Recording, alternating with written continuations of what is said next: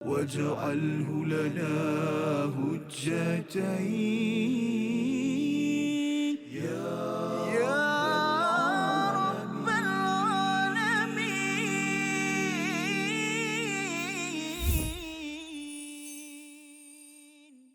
إن المنافقين يخادعون الله وهو خادعهم وإذا قاموا إلى الصلاة قاموا كسالى يراءون الناس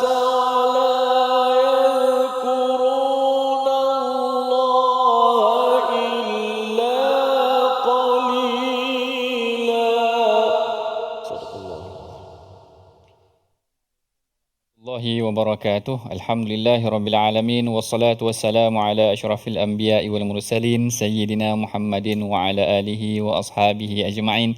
Amma ba'd. Apa khabar tuan-puan, ibu ayah, hadirin hadirat yang dirahmati Allah sekalian? Mudah-mudahan kita semua berada dalam keadaan yang sihat sejahtera. Kita bertemu lagi dalam rancangan My Quran Time, kali ini dalam episod ataupun sesi ulang kaji kita bersama dengan tokoh ilmuwan kita, yang mana pada hari ini insya-Allah kita akan membicarakan, meneroka, meneliti ayat daripada halaman yang ke-101 hingga 102, yang mana dalam halaman ini merangkumi ayat yang ke-141 daripada surah An-Nisa hinggalah ayat yang ke-154 daripada surah An-Nisa, yang mana tuan-puan, ibu ayah, hadirin hadirat sekalian, kalau kita perhatikan dalam halaman ini sebenarnya banyak ayat-ayat yang kita katakan core, ayat-ayat yang asas, ayat-ayat yang penting yang perlu kita tadabbur, yang perlu kita hayati, terutamanya seperti mana yang baru sahaja dibacakan oleh qari kita sebentar tadi.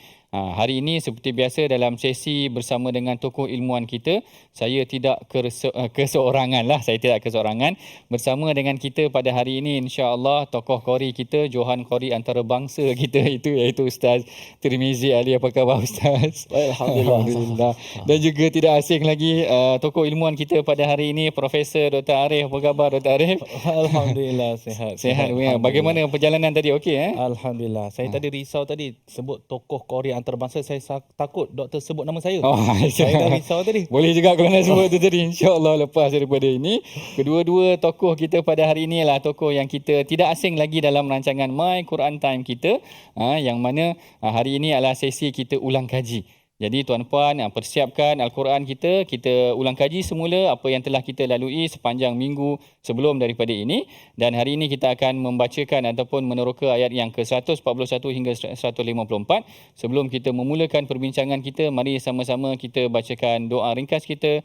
Subhanaka la ilma lana illa ma 'allamtana innaka antal alimul hakim.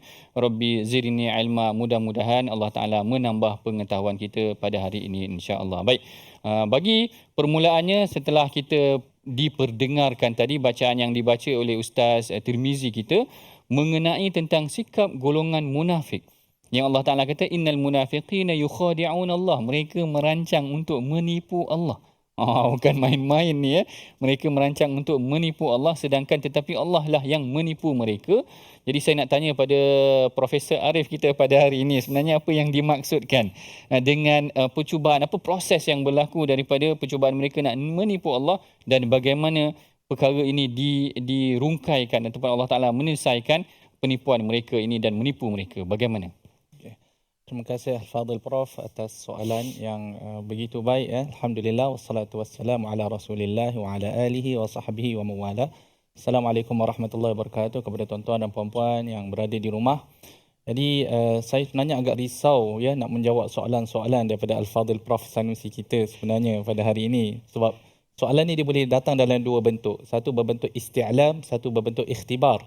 Kan? Soalan isti'lam adalah di mana yang penanya ingin tahu. Tetapi soalan berbentuk ikhtibar, yang penanya nak menguji. Jadi saya sebenarnya ragu-ragu dengan Al-Fadhil Prof kita bila mana Al-Fadhil Prof bertanya soalan tu, kerana Al-Fadhil Prof sendiri tahu ya apakah jawapan di sebalik soalan. Tetapi untuk atas niat untuk kita menyebarkan kebaikan, untuk kita menyebarkan faham tadabbur Al-Quran bersama dengan tuan-tuan dan puan-puan, saya tetap menjawab. Tetapi Prof, kalau ada apa-apa silap ataupun terkurang pada jawapan saya, mohon Prof untuk sempurnakanlah jawapan tu ya. Jadi dia tidaklah one way ya dalam sesi pada hari ini. Saya harap insya-Allah taala. Boleh ya Ustaz Fadil Qari kita. Okey. Jadi tuan-tuan dan puan-puan yang dirahmati Allah Subhanahu wa taala. Allah kata orang munafik itu hendak menipu Allah, tetapi Allah lah yang menipu mereka. Kalau kita lihat dalam terjemahan di dalam ayat ini, apa yang dimaksudkan dengan yukhadi'un? Jadi yukhadi'un ini adalah tipu daya. Di mana orang munafik ini mereka ingin menipu daya Allah Subhanahu wa taala. Tetapi bila kita bercakap sebegitu, kadang-kadang kita terfikir ya tuan-tuan dan puan-puan, adakah seorang manusia mampu untuk menipu daya Allah Subhanahu wa taala? Ini soalan yang kita katakan jauh tidak mungkin ia berlaku. Satu perkara yang tidak mungkin ia berlaku kerana Allah bima ta'maluna basir, bima ta'maluna alim. Allah setiap benda yang kita buat, Allah Maha mengetahuinya, Allah Maha melihatnya, Allah Maha mendengar. Jadi apa yang dimaksudkan dengan kalimah yukhadi'un di sini? Tuan-tuan dan puan-puan yang dirahmati Allah Subhanahu wa taala, jadi para ulama menjelaskan bahawa yang dimaksudkan dengan yukhadi'un Allah seperti mana yang disebutkan oleh beberapa ulama tafsir seperti Al-Imam Ibn Kathir, seperti Al-Fakhr Razi, mereka menyebutkan menipu Rasulullah sallallahu alaihi wasallam. Kerana bila mana mereka hendak menipu daya Allah, ibaratnya sebenarnya mereka sedang cuba untuk menipu daya Rasulullah sallallahu alaihi wasallam. Dan kaedah begini sebenarnya tuan-tuan banyak berlaku di dalam Al-Quran. Contoh dia, man yuti'ar rasul faqad ata'a Allah. Siapa yang mentaati Rasul maka dia telah mentaati Allah. Innal ladzina yubayyi'unaka innama yubayyi'un Allah. Sesiapa yang sesungguhnya mereka yang telah berbai'ah kepada kamu wahai Rasulullah, sesungguhnya dia telah berbai'ah Allah. Jadi banyak kali di dalam Al-Quran kadang-kadang bila mana merujuk kepada Allah, kadang-kadang ia merujuk kepada Rasulullah sallallahu alaihi wasallam. Ada berlaku beberapa kali di dalam ayat Al-Quran. Jadi innal munafiqina yukhadi'un Allah, mereka yang cuba untuk menipu daya Rasulullah sallallahu alaihi wasallam.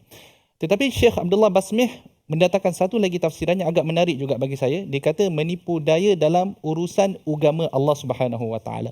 Jadi mereka segala tipu daya mereka itu adalah berkait dengan segala urusan agama. Jadi ia termasuklah solat, zakat, lagi-lagi apa lagi?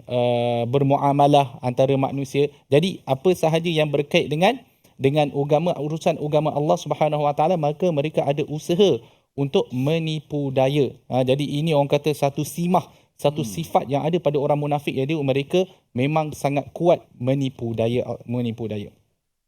Tuan-tuan dan puan-puan dirahmati Allah Subhanahu wa taala, jadi pendek kata, mereka cuba untuk melakukan tipu daya terhadap Rasulullah sallallahu alaihi wasallam dan juga terhadap orang-orang yang beriman. Tetapi kalau kita lihat wa huwa khadi'uhum, mereka cuba untuk menipu daya Allah, mereka cuba untuk menipu daya Rasulullah sallallahu alaihi wasallam dan juga orang-orang yang beriman, sedang mereka tidak mengetahui bahawa Allah Subhanahu wa taala sedang membalas tipu daya mereka. Ya. Bagaimana Allah membalas tipu daya mereka, tuan-tuan dan puan-puan? Kalau kita fikirkan, Allah membiarkan mereka. Dalam erti kata, mereka golongan munafik ini merasakan seolah-olah mereka berjaya dalam tipu daya mereka, sedangkan sebenarnya tipu daya mereka semuanya diketahui oleh Allah Subhanahu wa taala. Jadi Allah melihat saja apa yang mereka lakukan dan Allah akan kabarkan kepada mereka itu setiap apa perbuatan yang mereka laksanakan. Dan setiap apa yang mereka lakukan itu akan diberi balasan yang sesuai. Wa man ya'mal mithqala dzarratin syarran yarah. Walaupun sebesar zarah kejahatan yang dibuat itu, maka balasannya akan mereka melihatnya di hari akhirat kelak. Jadi kemudian dalam masa yang sama, Allah Subhanahu wa taala melaksanakan istidraj kepada mereka. Allah Subhanahu wa taala memberikan mereka perasaan seolah-olah mereka berjaya. Allah Subhanahu wa taala memberikan kepada mereka kekayaan. Allah Subhanahu wa taala memberikan mereka sedikit daripada kuasa. Seolah-olah mereka ada kuasa serba sedikit, pengaruh. Jadi mereka merasakan dengan adanya perkara-perkara ini, mereka sebenarnya berada di landasan yang berjaya. Sebenarnya di penghujung landasan tersebut hanyalah api neraka yang menanti. Pendek kata, segala apa yang mereka lakukan ini, di akhirnya mereka akan mendapat balasan api neraka Allah Subhanahu wa taala. Abdullah bin Abbas radhiyallahu anhuma bila mentafsirkan ayat ini mengatakan satu tafsiran yang agak menariklah. Yang ini memang betul-betul menunjukkan tipu daya ya Prof. Allah Subhanahu wa taala mengatakan, Abdullah bin Abbas mengatakan, di hari akhirat kelak Allah Subhanahu wa taala akan memberikan seolah-olah cahaya pada diri orang-orang munafik ini. Jadi mereka akan ada seolah-olah ada cahaya. Cahaya itu nampak seolahnya seperti sama dengan orang yang beriman. Tetapi cahaya yang ada pada orang munafik ini, ketika mana mereka nak melintasi sirat, cahaya ini terpadam.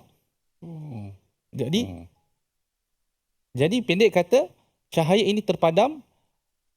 Orang-orang munafik ini mereka menyangkakan bahawa cahaya ini akan kekal bersama mereka. Mereka nak gunakan untuk melintasi sirat, tetapi sayang sekali bila sampai baterinya habis. Kan, seolah-olahnya bateri habis. Kan torchlight nak pakai habis bateri. Jadi macam mana mereka nak melintasi titian sirat. Jadi Abdullah bin Abbas kata inilah apa yang akan berlaku terhadap golongan munafik ini pada hari akhirat kelak. Sama dengan ayat mathaluhum kamathalil ladzi istawqada nara. Wallahu ta'ala alam. Tetapi Prof, saya tambah sikit lagi Prof. Okey, Boleh Prof? Sila. Saya kena minta izin sebab Prof ni guru saya sebenarnya. Kena minta izin. Dia menjadi adab sebenarnya seorang murid tidak boleh bercakap bila mana berhadapan dengan guru sendiri. Tapi bila mana guru meminta, maka anak murid kena menjawablah. Kalau kita lihat kalimah yukhadi'un. Menarik saya nak kongsikan bersama tuan-tuan. Munafik yukhadi'un Allah. Allah khadi'uhum. Jadi yukhadi'un menunjukkan satu lafaz seolah-olah menunjukkan ada perbalahan ataupun kita kata unsur mughalabah, lawan melawan. Maksudnya orang munafik ini mereka cuba untuk menipu daya Allah. Kan? Dalam erti kata mereka berusaha. Jadi kadang-kadang mereka berjaya, kadang-kadang mereka tak berjaya, kadang-kadang hasutan mereka terhadap para sahabat berjaya, kadang-kadang hasutan mereka tidak berjaya. Tetapi bila merujuk kepada Allah Subhanahu Wa Taala, Allah menggunakan lafaz khadi'uhum. Khadi'uhum maksudnya Allah kata kalau kita lihat Allah yang membalas tipu daya ataupun Allah pembalas. Dia menggunakan lafaz isim fa'il, pembalas tipu daya, menunjukkan bahawa apa yang orang munafik laksanakan belum tentu berjaya, tetapi apa yang Allah akan lakukan maka dia semestinya berjaya. Terima kasih Prof. Masya-Allah, terima kasih Dr. Arif. Kupasan yang sangat menarik sekali merangkumi apa yang berlaku kepada di dunia dan di akhirat yang akan dikenakan kepada golongan munafik ini. Kita berehat dahulu seketika. My Quran Time, Quran, Salat, Infak. واجعله لنا هجتين يا رب العالمين.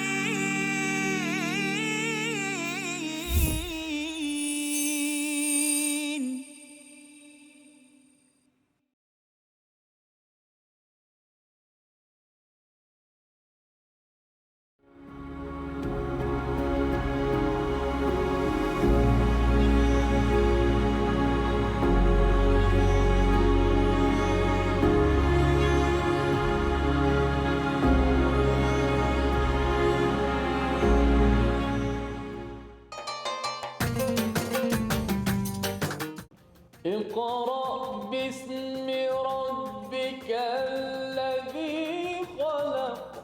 Hayati isi kandungan Al-Quran dalam My Quran Time. Setiap hari jam 12.30 hari di TV9 dan saluran Astro 149. Quran, Salat, Infak.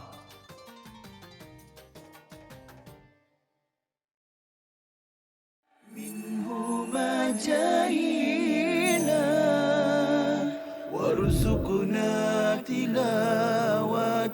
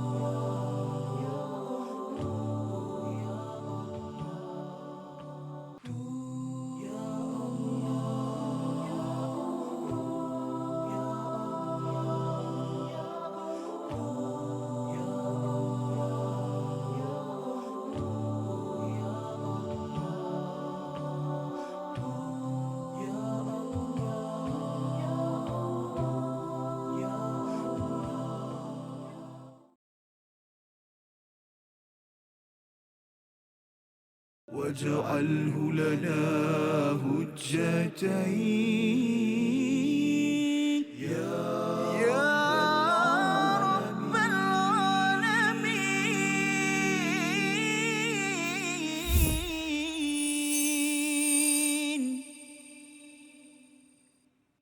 Alhamdulillah, kita bertemu lagi dalam rancangan My Quran Time, Quran, Salat dan Infak. Hari ini kita melalui sesi ulang kaji kita bersama dengan tokoh ilmuwan kita, yang mana tadi pada ayat yang ke-142 kita dah kupas mengenai tentang satu sikap ataupun satu sifat yang pertama yang Allah Ta'ala cela ataupun Allah Ta'ala dedahkan mengenai tentang golongan munafik itu tadi, iaitu mereka ini berusaha ataupun cuba untuk menipu Allah sedangkan Allah telah membalas tipu daya mereka. Sebenarnya pada hakikatnya ini adalah sifat yang pertama bagi golongan munafik. Dalam ayat yang sama juga Allah Ta'ala dedahkan juga mereka, sifat mereka, iaitu Allah Ta'ala kata wa idza qamu ila salati qamu kusala. Mereka solat ni dalam keadaan yang bermalas-malas ini. Dan yang ketiganya yuraunan nas. Mereka cuba untuk menunjuk-nunjuk ataupun bersikap riak kepada manusia. Jadi dua sifat ini sebenarnya sangat penting pelajarannya buat kita pada hari ini. Jadi saya nak tanya kepada Dr. Arif mengenai tentang dua sifat ini, bermalas-malas dan riak ini, apa pengajarannya ataupun apa yang perlu kita sikapi dalam isu yang berlaku kepada golongan munafik ini yang boleh kita pelajari, mengambil pengajaran daripada ayat tersebut, insya-Allah. Terima kasih Al-Fadhil Prof.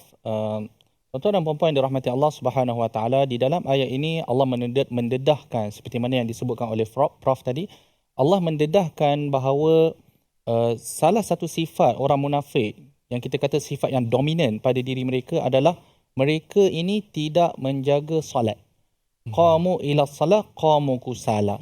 Walaupun mereka sebenarnya adalah golongan yang tidak menjaga solat, tetapi kalaupun mereka melaksanakan solat tersebut, maka solat itu akan dilaksanakan dalam keadaan malas-malas.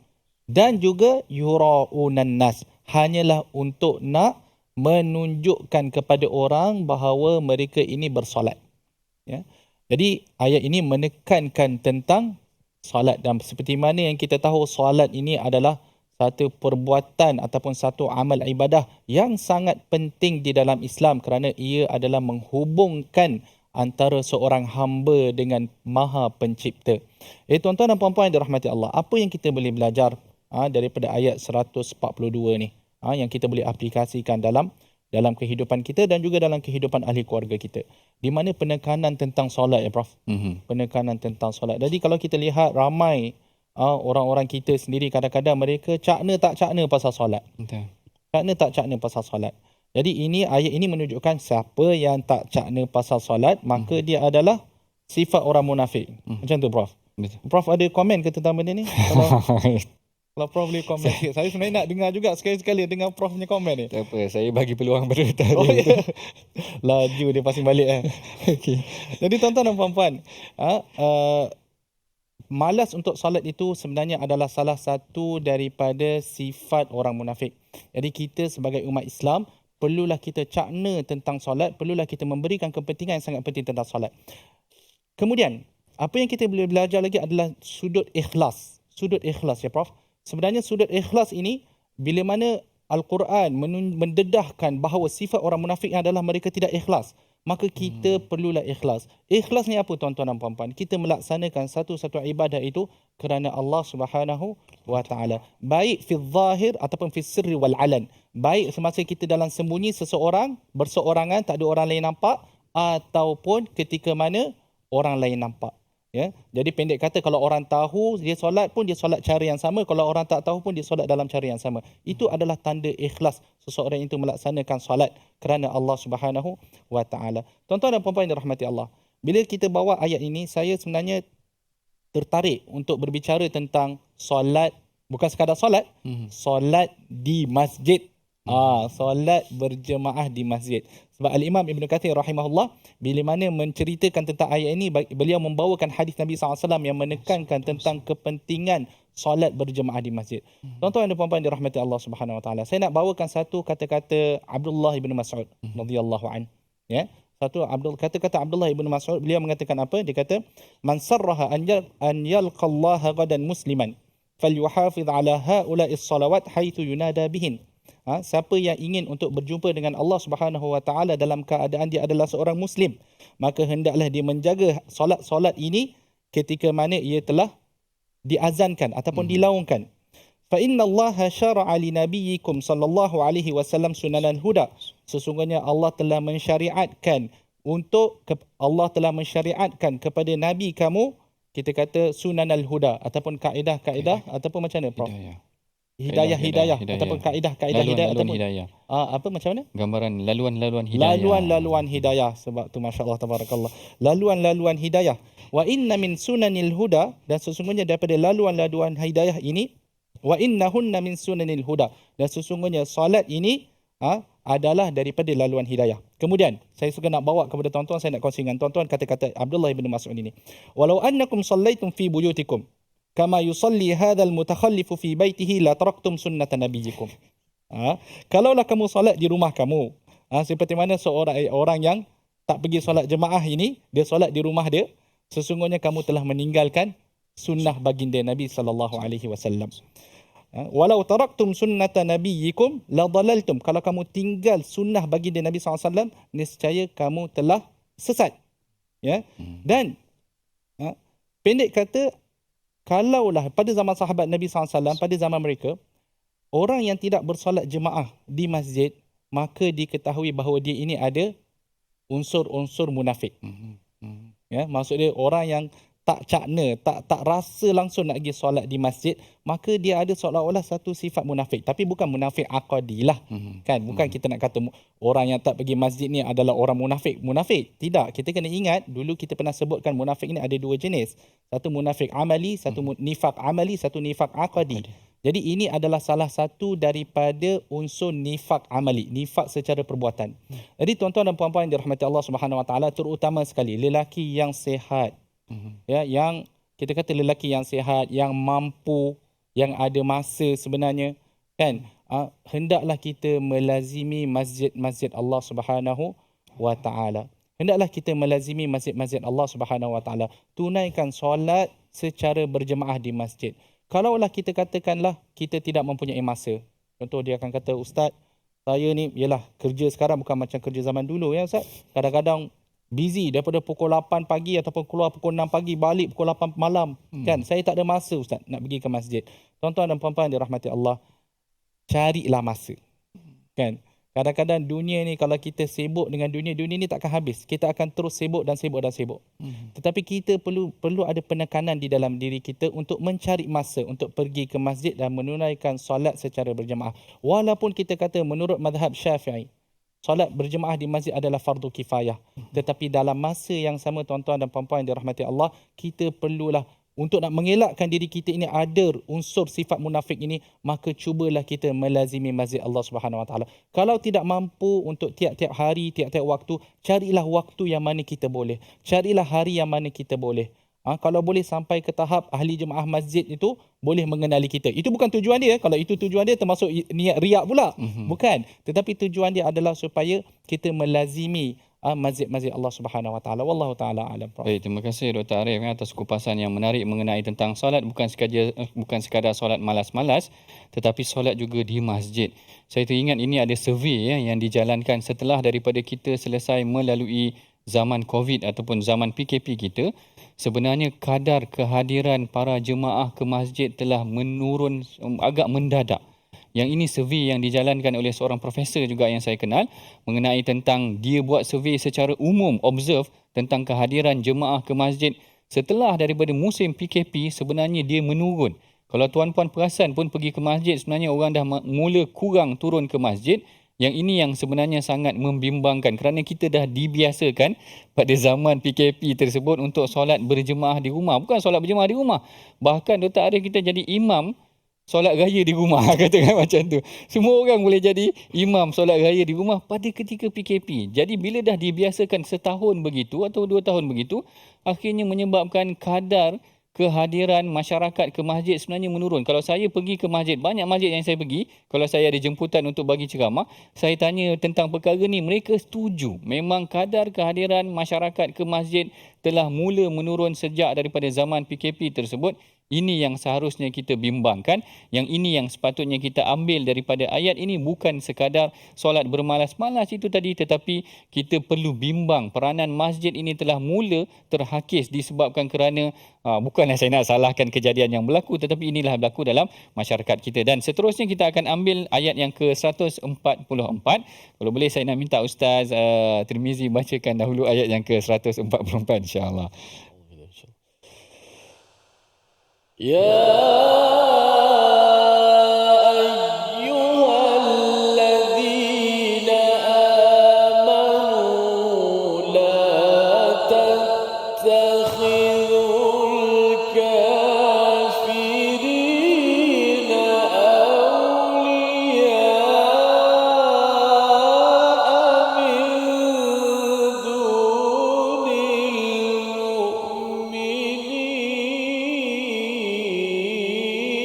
المؤمنين أتريدون أن تجعلوا لله عليكم سلطانا مبينا صدق الله. Surahul Azim, dalam ayat yang ke-144 Allah Ta'ala memberikan kita satu prinsip, iaitu mengenai tentang, kita bacakan terjemahannya, wahai orang-orang yang beriman, janganlah kamu menjadikan orang-orang kafir sebagai pemimpin selain daripada orang-orang mukmin. Ayat ini sebenarnya satu prinsip mengenai tentang pelantikan seorang pemimpin juga, yang mana ini telah memberikan kita banyak huraian tafsir ataupun huraian mengenai tentang bagaimana aplikasi mengenai tentang ayat ini. Kita akan bincangkan mengenai ayat ini selepas daripada kita berehat dahulu seketika. Jangan ke mana-mana. My Quran Time, Quran, Salat, Infak. واجعله لنا هجتين يا رب العالمين.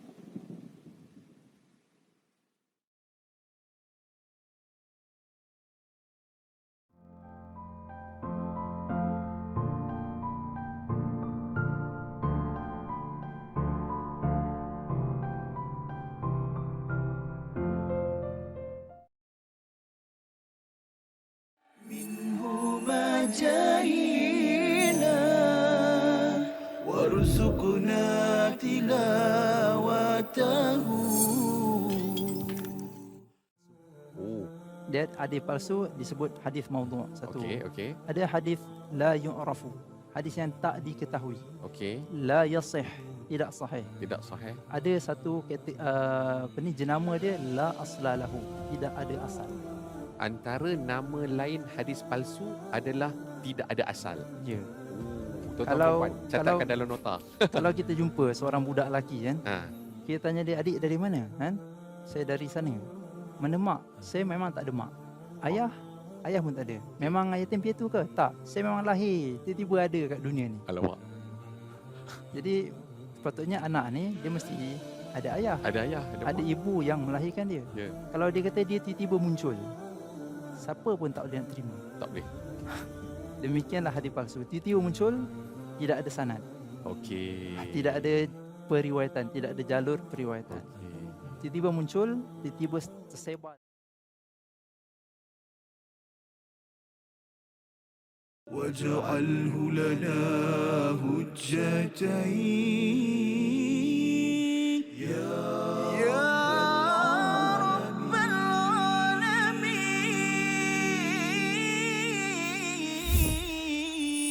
العالمين. Alhamdulillah, kita bertemu lagi dalam rancangan My Quran Time, Quran, Salat dan Infak. Sebelum berehat tadi kita ada membacakan tentang ayat yang ke-144 daripada surah An-Nisa, yang mana pada ayat ini Allah Ta'ala menegaskan mengenai tentang kaedah ataupun prinsip dalam mengambil kepimpinan, ataupun Allah Ta'ala sebutkan di sini, janganlah kamu menjadikan orang-orang kafir sebagai pemimpin selain daripada orang-orang mukmin. yang mana huraian ayat ini telah banyak dihuraikan oleh ulama tafsir. Cuma saya nak masuk perbincangannya, konteksnya di Malaysia, Dr. Arif. Bagaimana ayat ini boleh diaplikasikan ataupun apakah pengajaran ayat ini buat kita semua dalam kita melihat pelantikan kepimpinan ataupun pelindung dan sebagainya. Apa pandangan doktor? Terima kasih Fadil Prof atas soalan yang begitu baik. Tapi Prof, saya nak minta izin lah. Saya nak komen sikit apa yang Prof sebut tentang kehadiran ke masjid tadi. Okey. Boleh ya Prof? Okey, terima kasih Prof. Tuan-tuan dan puan-puan yang dirahmati Allah Subhanahu Wa Taala. Seperti mana yang disebutkan oleh Al-Fadil Prof, maksud dia ramai orang yang sebenarnya telah meninggalkan masjid selepas zaman PKP mengikut survei yang telah dijalankan. Saya nak membawakan satu ayat di dalam Al-Quran supaya kita sama-sama berfikir. Allah Subhanahu Wa Taala menyebut, ثم بدلنا مكان السيئة الحسنة حتى عفوا وقالوا قد مس آباءنا الضراء والسراء فأخذناهم بغتة وهم لا يشعرون. Ya. Di mana Allah menceritakan di dalam ayat ini tentang satu segolongan umat ataupun segolongan kaum yang mana Allah telah memberikan mereka ujian, ujian yang agak berat. Dan ketika mana mereka melalui ujian itu, mereka kembali kepada Allah Subhanahu Wa Taala. Tetapi bila mana setelah lalu ujian tersebut, ujian itu telah tamat, kan, hatta afau, kemudian apa yang mereka kata, oh sebenarnya benda yang berlaku itu hanyalah benda yang nature, benda yang kita kata benda ni berlaku saban tahun, benda biasa. Jadi mereka tidak mengambil iktibar. Tuan-tuan dan puan-puan yang dirahmati Allah, sepatutnya COVID mengajar kita bahawa kematian tidak mengenal masa dan usia. Kematian itu akan datang pada bila-bila masa. Itu sepatutnya pengajaran yang kita dapat daripada COVID. Bila mana kita tahu benda tersebut, bila mana kita mengambil iktibar, maka kita sepatutnya lebih mendekatkan diri kita kepada Allah Subhanahu Wa Taala. Dan sebagai seorang lelaki Muslim yang mempunyai kemampuan, sihat, ya, apa yang menghalang kita daripada menghadiri, yang menyahut seruan azan, seruan yang Allah Subhanahu Wa Taala berikan. Bila disebut hayya 'alas salah, marilah untuk mengerjakan salat. Hayya 'alal falah, marilah menuju kejayaan. Apa yang menghalang kita daripada menjawab seruan tersebut? Adakah kita hendak COVID datang sekali lagi baru kita nak jawab? Di kali itu barulah keluar tulisan-tulisan di Facebook menuduh kerajaan macam-macam kerana menutup masjid. Tak patut kita tutup masjid, tapi bila masjid dibuka dia tak datang pun. Kan? Adakah ini yang kita mahukan, tuan-tuan dan puan-puan yang dirahmati Allah? Jadi tadabburlah ayat ini dan dekatkanlah diri dengan masjid Allah Subhanahu Wa Taala. Jadi saya tak boleh cerita panjang sangat. Kerana soalan yang Prof bagi tadi tu agak berat juga Prof sebenarnya. Kalau kita boleh sama-sama huraikan, bau-bau cantik juga. Okey. Jadi ayat ini menyebut tentang larangan ya Prof, tentang la tattakhidul kafirina awliya'a min dunil mu'minin. Janganlah kita sebagai orang yang beriman mengambil orang-orang kafir sebagai pemimpin ataupun pelindung. Ataupun kadang-kadang kita tengok terjemahan ya Ustaz, asyik Prof je saya pusing ke sini. Kadang-kadang dia letak sebagai teman setia. Ada juga setengah pada terjemahan menyebut sebagai teman setia. Menarik. Jadi wali ni, aulia ataupun wilayah ni terjemahan dia banyak. Pemimpin boleh, pelindung boleh, teman setia boleh, teman setia yang dominan pun boleh. Ya. Jadi di sini Allah Subhanahu Wa Taala menyebutkan kepada kita melarang orang-orang yang beriman. Kalau kita betul orang yang beriman, maka perkara ini perlu kita laksanakan ataupun perkara ini perlu kita jauhi, iaitu kita mengambil orang yang kafir sebagai pemimpin. Ya. Okey, ini kalau kita sebut macam ni agak kontroversi jugalah. Jadi sebenarnya kalau kita lihat dalam tafsiran para ulama, kalau kita lihat dalam perbahasan fiqh, yang dilarang sebenarnya adalah pertama sekali melarang mengambil orang kafir sebagai pemimpin yang terutama dalam negara Islam. Iaitu pemimpin yang pertama. Dalam konteks Malaysia, Perdana Menteri tak boleh. Memang dilarang oleh Allah Subhanahu Wa Taala untuk kita melantik Perdana Menteri dari kalangan orang bukan Islam. Tidak boleh. Kerana apa? Kerana ia boleh menggugat Islam itu sendiri.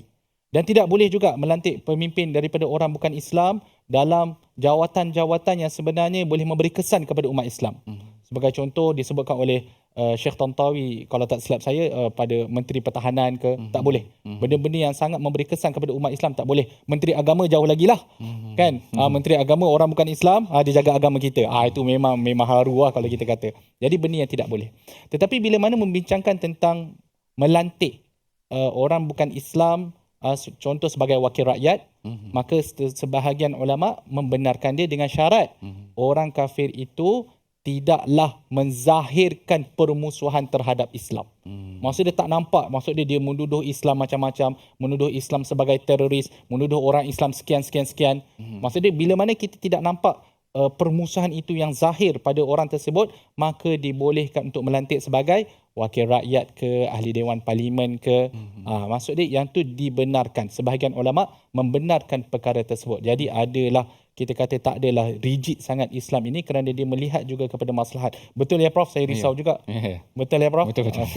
Okey. Jadi pendek kata, mengikut maslahat negara itu, maka ulama mengatakan bahawa dibenarkan untuk kita melantik dengan syarat bukanlah pada jawatan yang terpenting dan juga bukan pada orang Islam, bukan pada orang kafir yang menzahirkan permusuhan kepada Islam.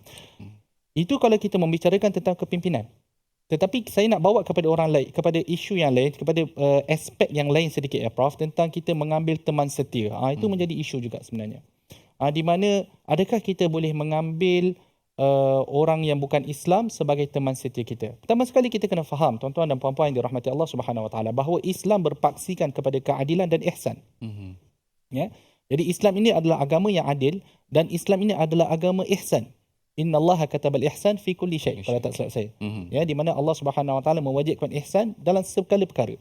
Jadi sehinggakan bila mana kita bermuamalah dengan orang kafir yang tidak menunjukkan permusuhan terhadap Islam, maka kita hendaklah antabarruhum wa tuqsitu ilaihim, untuk berbuat baik kepada mereka dan berlaku adil terhadap mereka.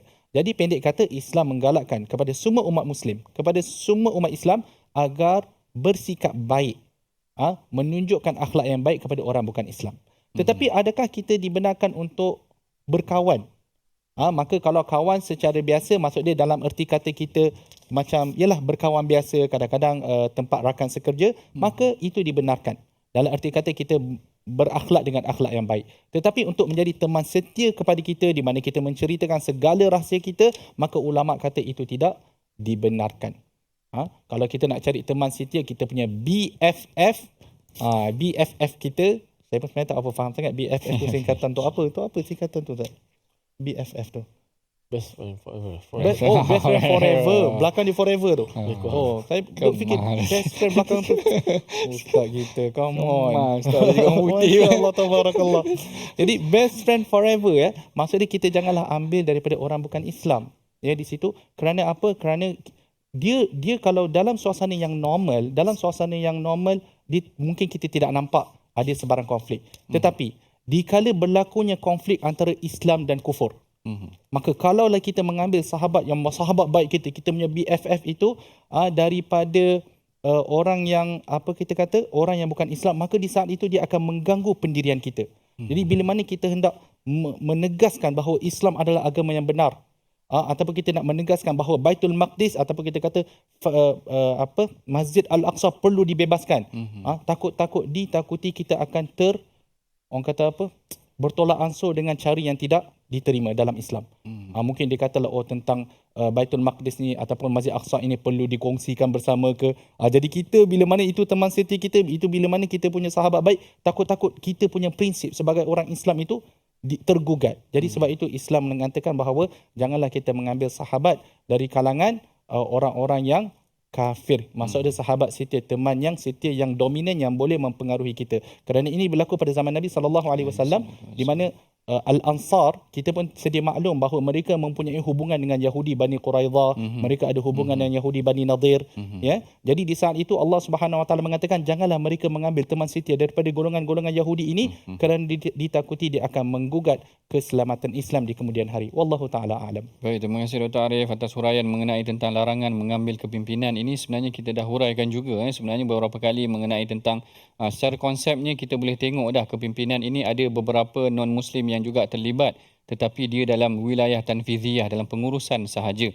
Bagi contoh bagaimana Rasulullah melantik Abdullah bin Uraiqid yang bukan muslim. Kemudian Rasulullah pernah memberi upah kepada golongan Yahudi yang menguruskan pertanian pun juga bukan muslim, yang mana dia selaras dengan la yanhaakumullahu 'anil ladzina lam yuqatilukum. Maknanya macam yang disebutkan oleh Dr. Arif tadi, tidak menjadi halangan kalau sekiranya dalam urusan-urusan yang tertentu, untuk pengurusan yang tertentu dilantik golongan yang sedemikian. Tapi sebahagian sahabat agak sensitif.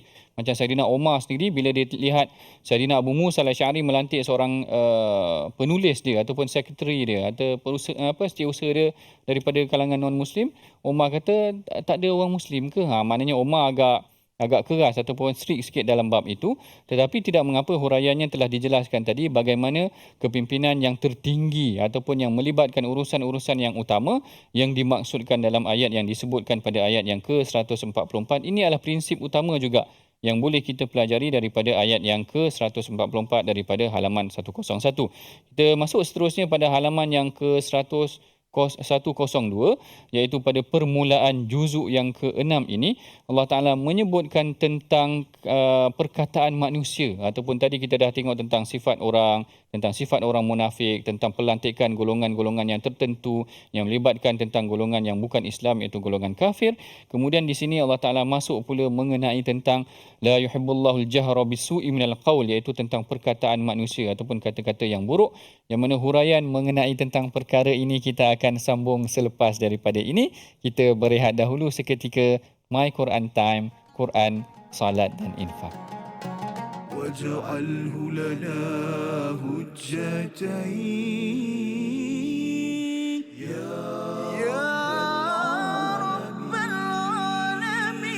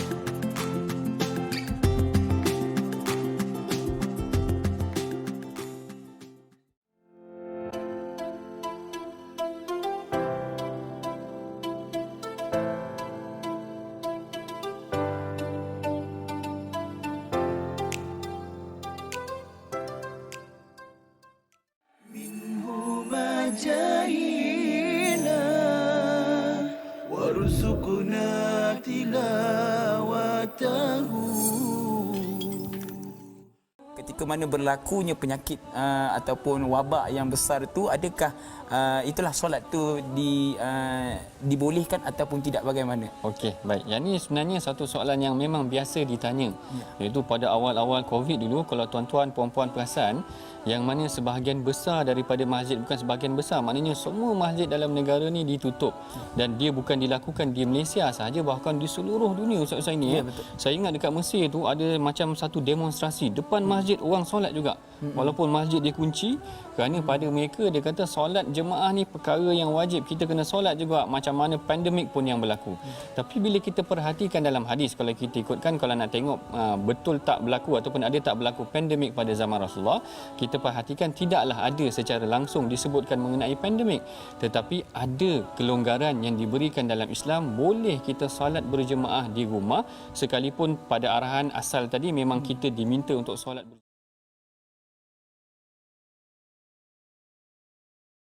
واجعله لنا هجتين يا رب العالمين.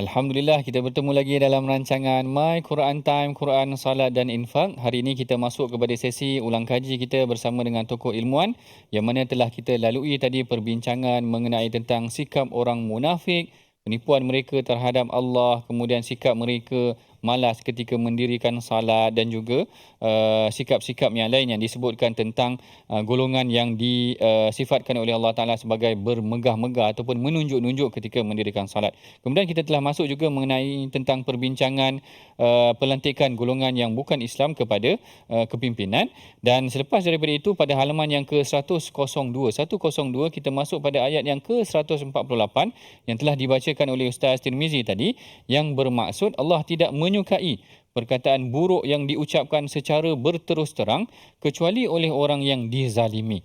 Jadi saya nak Ustaz Dr. Arif uraikan sikit apa yang dimaksudkan dengan perkataan buruk yang terus terang ni. Tak boleh ke kita nak cakap secara terus terang dengan orang dinampak sebagai tak elok ke, ataupun macam mana? Apa perkataan buruk ataupun apa yang dimaksudkan dalam ayat yang ke-148 ini? Okey, terima kasih Al-Fadhil Prof atas soalan yang saya rasa agak baiklah kerana ia berkait dengan masalah yang kita sedang lalui saban hari pada hari ini.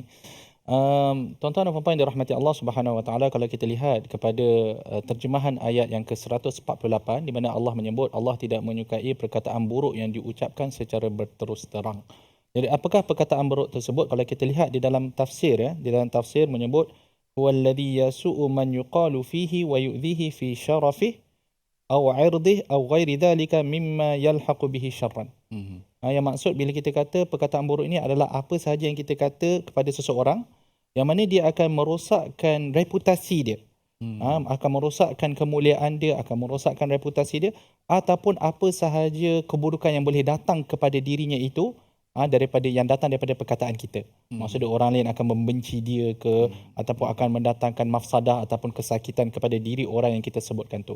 Jadi itu apa yang dikatakan sebagai apa kita kata qaulus su' ataupun kata-kata yang buruk. Pendek kata, kata-kata yang buruk adalah yang mana yang boleh menjatuhkan reputasi seseorang, yang boleh merosakkan kemuliaan dia, ataupun boleh mendatangkan sebarang keburukan kepada dirinya. Jadi di dalam ayat ini Allah Subhanahu Wa Taala menyebut apa Allah tidak menyukai perkataan buruk yang diucapkan secara berterus terang kecuali oleh orang yang dizalimi. Jadi para ulama tafsir bila mana mereka membincangkan tentang ayat ini, ada yang mengatakan bahawa termasuk dalam kata-kata yang buruk ini adalah kita mendoakan yang buruk kepada orang yang lain.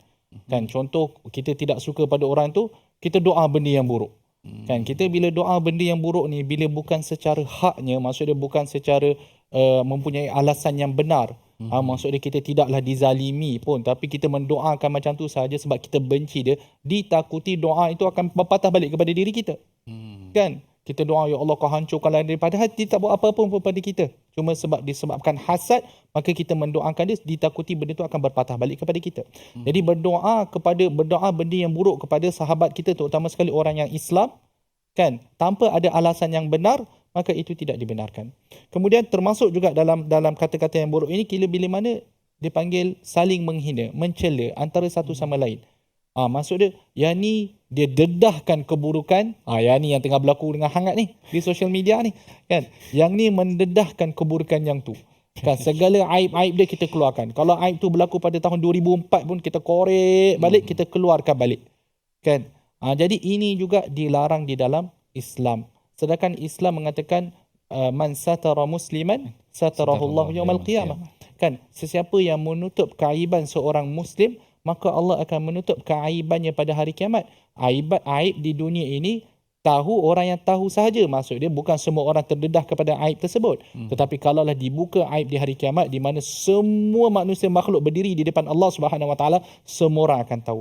Jadi kalau kita menutup aib seorang Muslim di dunia ini, maka Allah akan menutup aib kita di hari akhirat. Tetapi sayang sekali di social media, orang seolah-olah berlumba-lumba nak menunjukkan, ataupun mereka berlumba-lumba nak mendatangkan satu informasi yang viral. Baik ia adalah baik, ataupun informasi itu adalah buruk. Berkait dengan orang lain, bawa segala kisah apa yang ada, viralkan keburukan orang itu. Dan menarik dia, viral benda yang buruk ni ini lagi cepat tersebar. Kan? Betul lah. Sebab ada setengah orang ni, tuan-tuan dan puan-puan dirahmati Allah, Isu panas isu panas kan. Dia rasa kenyang, boleh istilah dia kenyang kot. Dia hanya rasa kenyang bila dia berjaya menjatuhkan orang lain. Dia rasa mulia hanya dengan menjatuhkan orang lain. Itu masalah dia. Dan adakah dia dizalimi? Jauh sekali. Kan? Kalau kita katakanlah dia dizalimi seperti mana yang disebutkan dalam ayat ini, illa man zulim. Kan, contoh orang itu dizalimi, maka dia pun mulalah menceritakan keburukan orang yang menzaliminya itu untuk tujuan mendapatkan pengadilan. Sebagai contoh, pergi ke hakim, dia cerita habis. Orang ini menzalimi aku, hutang tak nak bayar ke apa, itu lain cerita. Kan, mengikut prosedur yang betul dan mengikut kemampuannya. Tetapi ini kita nak sebut bahawa dia cerita pasal keburukan orang lain, kan, forward. Katakanlah dia bukan orang yang mereka, tapi dia forward. Ustaz, saya tak reka pun benda tu, saya forward je.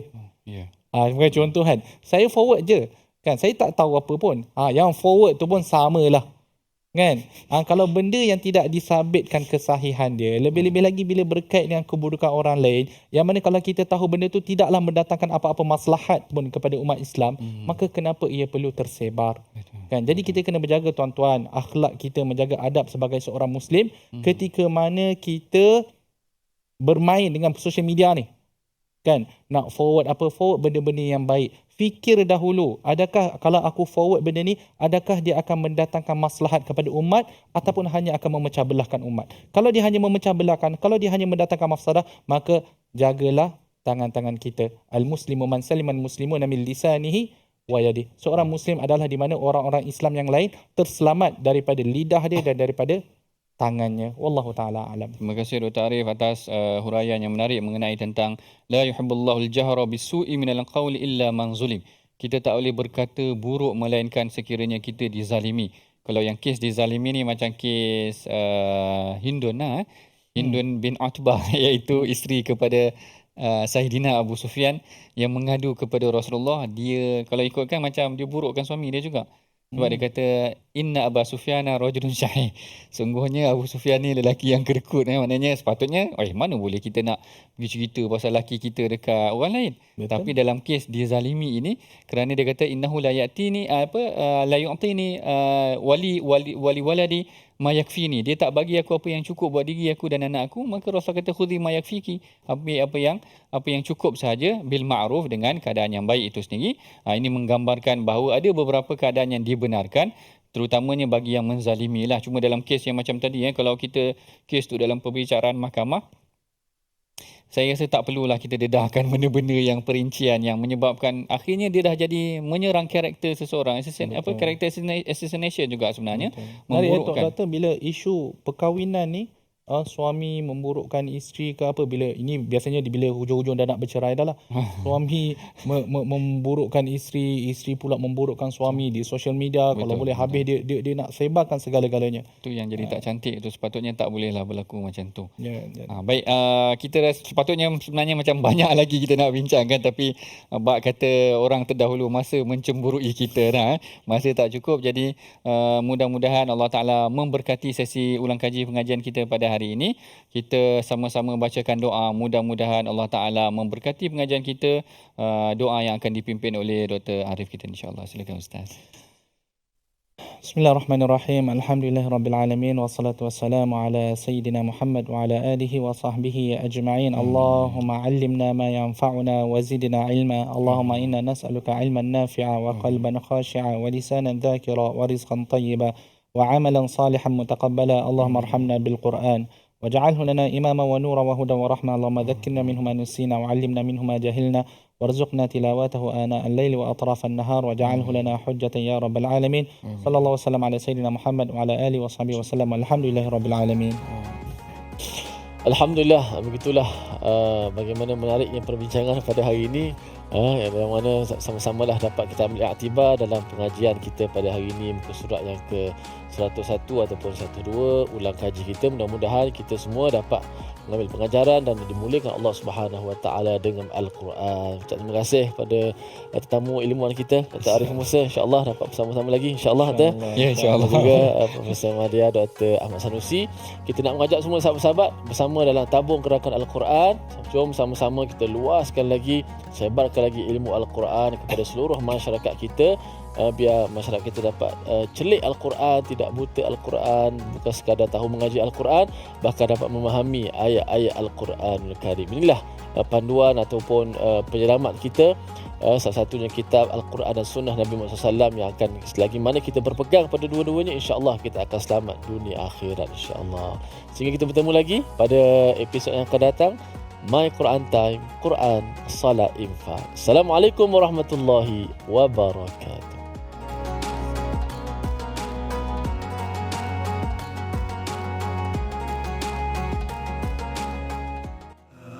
آناء الليل وأطراف النهار واجعله لنا هجتين